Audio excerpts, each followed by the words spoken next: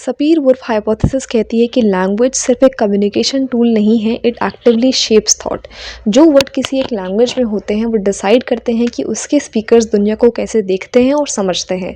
मतलब अगर किसी भी कॉन्सेप्ट के लिए उस लैंग्वेज में एक सॉलिड वर्ड ही ना हो तो उसको समझना और डिस्कस करना भी उस लैंग्वेज के स्पीकर्स के लिए मुश्किल हो जाता है। ये पर्सपेक्टिव तब और इम्पॉर्टेंट हो जाता है जब हम सोशल स्ट्रक्चर्स और आइडियोलॉजीज़ पर ध्यान देते हैं, स्पेशली हिंदी लैंग्वेज में। आइए इसे एग्जाम्पल्स से समझते हैं। क्या पितृसत्ता डायरेक्टली पेट्रियार्की से आया है? पितृसत्ता को पेट्रियार्की का हिंदी ट्रांसलेशन माना जाता है, लेकिन दोनों वर्ड्स एग्जैक्टली सेम नहीं हैं। पितृसत्ता फादर्स यानी पितृ की डोमिनेंस पर ज़्यादा फोकस करता है, जबकि पेट्रियार्की एक ब्रॉडर सिस्टम को रेफर करता है जो सिर्फ पिता तक लिमिटेड नहीं है बल्कि दादा, चाचा और जनरली मेन की डोमिनेंस दिखाता है। ये एक इंटरेस्टिंग लिंग्विस्टिक सवाल उठाता है। क्या पितृसत्ता हिंदी में पहले से ही था या ये इंग्लिश से ट्रांसलेट करके इंट्रोड्यूस किया गया है? अगर ये वर्ड पहले नहीं था तो इसका मतलब क्या ये कॉन्सेप्ट भी इस रीजन में क्लियर टर्म्स में डिफाइंड नहीं था? अगर प्री कॉलोनियल हिंदी लिटरेचर देखें तो पितृसत्ता वाइडली यूज होता नहीं दिखाई देता। ये वर्ड ज्यादा मॉडर्न इंटेलेक्चुअल डिस्कोर्स का हिस्सा लगता है जो शायद वेस्टर्न फेमिनिस्ट आइडियाज के आने के बाद पॉपुलराइज हुआ। मतलब ये हो सकता है कि जेंडर बेस्ड हायरार्की को पहले सिस्टमिकली डिफाइन ही नहीं किया गया था या फिर उसके लिए कोई और टर्म्स यूज होते थे जो इतने डायरेक्ट नहीं थे। इसी तरीके से आपने अपने आसपास कुछ लोगों को ये कहते हुए सुना होगा कि फेमिनिज्म एक वेस्टर्न कॉन्सेप्ट है, हमारे यहाँ कभी ऐसा कोई मूवमेंट ही नहीं था, ये तो बाहर से आया शब्द है। ये आर्ग्यूमेंट कि फेमिनिज्म एक वेस्टर्न कॉन्सेप्ट है और इस वजह से भारत के लिए एक एलियन थॉट है, अक्सर इस अजम्पशन पे बेस्ड होता है कि अगर किसी भाषा में एक शब्द नहीं था तो वो विचार भी नहीं था। However, history suggests otherwise. किसी थॉट के लिए कोई फॉर्मल वर्ड ना होने का ये मतलब नहीं है कि उस चीज़ के बारे में कभी सोचा ही नहीं गया। Even in the West, the term feminism did not emerge fully formed. It was only in the late 18th century that the word derived from the French feminisme और feminism entered English discourse. और ये formal word वहाँ भी तभी आया जब पहले ही औरतें इनजस्टिस के खिलाफ लड़ रही थी, डिबेट्स हो रही थी और इक्वालिटी मांग रही थी। जब फेमिनिज्म वर्ड इंडिया आया तो ये एक कल्चरल बैगेज के साथ आया। ये वेस्टर्न फेमिनिस्ट डिस्कोर्स के स्पेसिफिक थ्योरीज और फ्रेमवर्क साथ लेके आया जो यूरोपियन और अमेरिकन मूवमेंट्स से निकली थी without immediate consideration of indigenous histories of resistance. और इसी वजह से फेमिनिज्म को भारत में पहले सिर्फ एक बोरोड कॉन्सेप्ट की तरह देखा गया। कई पुरानी इंडियन फेमिनिस्ट राइटर्स भी इस पर सवाल उठाती थी क्योंकि उनका मानना था कि भारत की औरतों की लड़ाइयाँ जो जाति, वर्ग, धर्म और कोलोनियलिज्म से जुड़ी थी, ये लड़ाई वेस्टर्न फेमिनिज्म से अलग थी। लेकिन ये क्रिटिक भी फेमिनिज्म का क्रिटिक नहीं था, क्योंकि जब कोई शब्द एक नए समाज में आता है तो वो स्टैटिक नहीं रहता है बल्कि इवॉल्व होता है, उसके साथ एक नई कल्चरल अंडरस्टैंडिंग भी डेवलप होती जाती है। भारत में भी फेमिनिज्म एक सिर्फ वेस्टर्न सोच नहीं रही बल्कि ये भारत के इतिहास, समाज और अलग अलग महिलाओं के अनुभवों के अनुसार डेवलप होती गई और हो रही है। आज भी कई लोग फेमिनिज्म का नाम सुनते ही वेस्टर्न महिलाओं को इमेजिन करने लगते हैं। फेमिनिज्म का ऐसा रूप जो भारतीय औरत, खासकर एक माँ या दादी नानी से रिलेट नहीं करता, लेकिन ये एक एक्सटर्नलाइज्ड और लिमिटेड पर्सपेक्टिव है। अगर फेमिनिज्म सिर्फ वेस्टर्न आइडिया होता या सिर्फ वेस्टर्न होता तो भारत में इतना बड़ा फेमिनिस्ट वेव आज नहीं दिखता। लेकिन आज फेमिनिज्म एक सॉलिड टर्म है जो एक नुआंस्ड और स्ट्रक्चर्ड डिस्कोर्स डेवलप कर रहा है। पहले ये विचार सिर्फ बिखरे या इम्प्लिसिट तरीके से समझा जाता था, लेकिन अब एक स्पेसिफिक वोकैबुलरी होने की वजह से ये और आर्टिकुलेट हो गया है। देखिए, फेमिनिज्म का शब्द 18th सेंचुरी तक वेस्ट में भी नहीं था, तो क्या वहाँ जेंडर ऑपरेशन नहीं था? बिल्कुल था। और उसी ऑपरेशन के अगेंस्ट सोच विकसित हुई और तब जाके एक शब्द बना।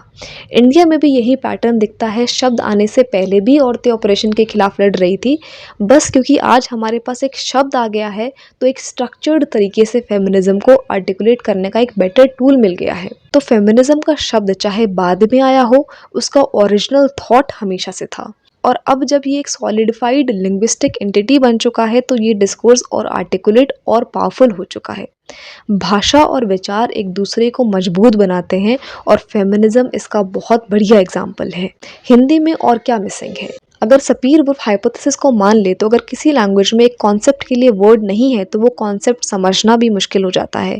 हिंदी में और भी कई ऐसे वर्ड्स हैं जो इंग्लिश से एग्जैक्ट मैच नहीं करते और जिनमें कॉन्सेप्चुअल गैप्स दिखते हैं, जैसे जेंडर। लिंग हिंदी में प्राइमरीली बायोलॉजिकल सेक्स के लिए यूज होता है, सोशल और साइकोलॉजिकल जेंडर आइडेंटिटी के लिए नहीं।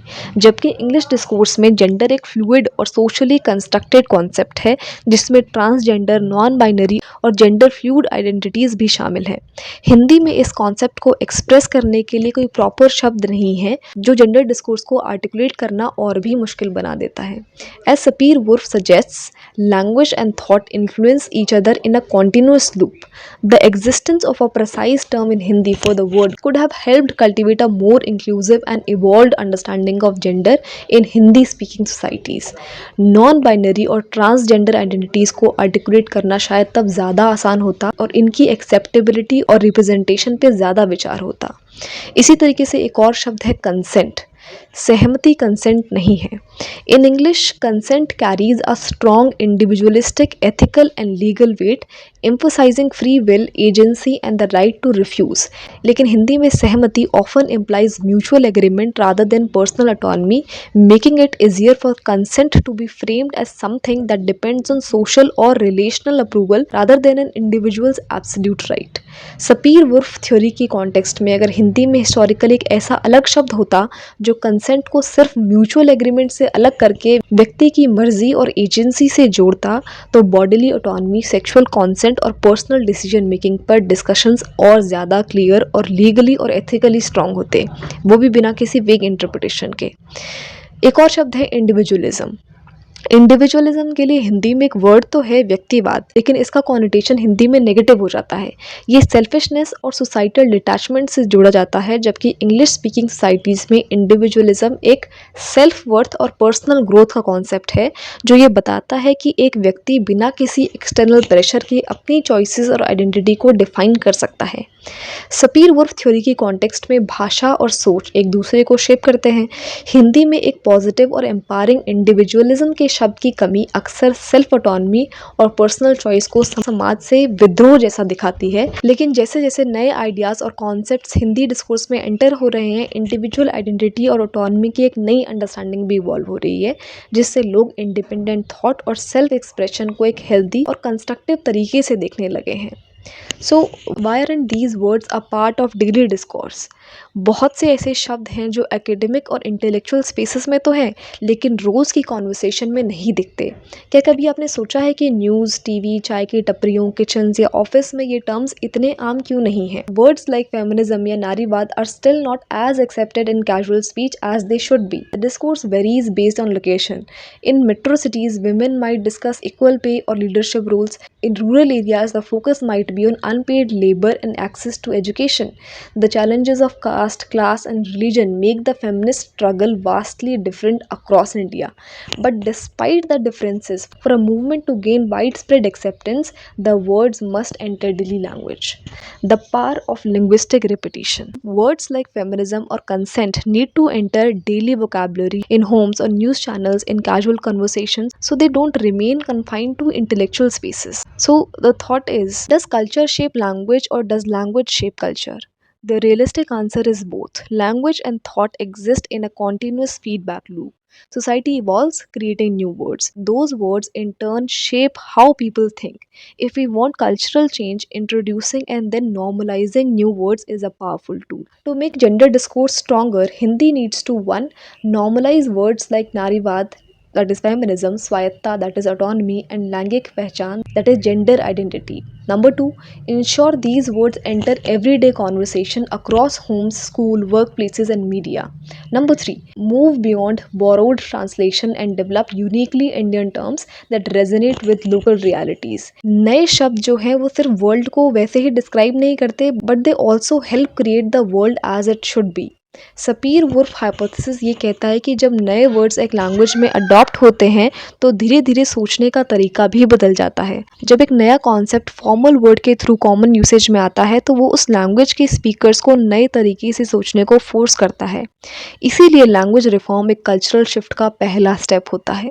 तो बताइए, आप क्या सोचते हैं, क्या कल्चर लैंग्वेज को डिफाइन करता है या लैंग्वेज कल्चर को? And if we bring new words can we change the society, और is that society must change first for the words to take hold? ज़्यादा रियलिस्टिक जवाब ये होगा कि दोनों एक दूसरे को री करते हैं। लैंग्वेज थॉट को शेप करती है और थॉट लैंग्वेज को इवॉल्व करता है। अगर सोसाइटी बदलनी है तो नए वर्ड्स इंट्रोड्यूस करना एक पावरफुल टूल हो सकता है।